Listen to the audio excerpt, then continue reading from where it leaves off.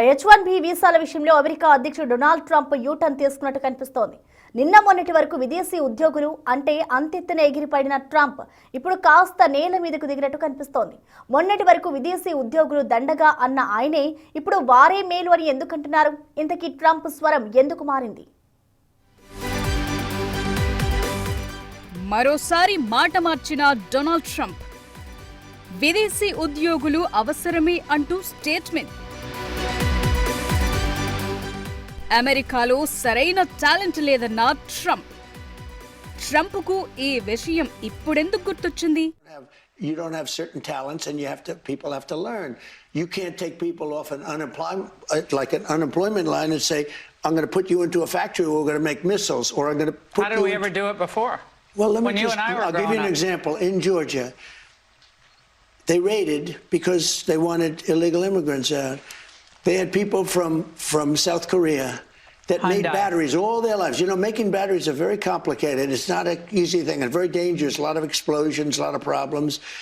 They had like 500 or 600 people, early stages, to make batteries and to teach people how to do it. Well, they wanted them to get out of the country. You're going to need that, Laura. I mean, I know you and I disagree on this. You can't just say country's coming in, going to invest $10 billion to build a plant, and going to take people off an unemployment line who haven't worked in 5 years, and they're going to start making missiles. It doesn't work that way. America అధ్యక్షుడు Donald Trump తీరు గురించి ప్రపంచం మొత్తానికి ఇప్పటికే clarity వచ్చింది. అవసరం ఉంటే ఒకలా, లేకపోతే మరోలా, ఇలా ఎప్పటికప్పుడు మాటలను మార్చుతూ నోటికొచ్చింది మాట్లాడేస్తారని ఇప్పటికే అందరికీ ఓ క్లారిటీ వచ్చింది. ఇప్పుడు ఈ విషయాలన్నీ ఎందుకంటే వలసదారులు, విదేశీ ఉద్యోగుల విషయంలో మొన్నటి వరకు ఉప్పు నిప్పులా ఉన్న ట్రంప్ ఇప్పుడు విదేశీ ఉద్యోగులు అవసరమే అంటూ మాట మార్చేశారు. అమెరికాలోని కొన్ని కీలక రంగాల్లో ఉద్యోగాలను భర్తీ చేయాలంటే విదేశీ ఉద్యోగులు అవసరం అనేది ఆయన మాట. అమెరికాలో అనుకున్నంత టాలెంట్ లేదని ఆయన ఓపెన్ గానే అంగీకరించారు.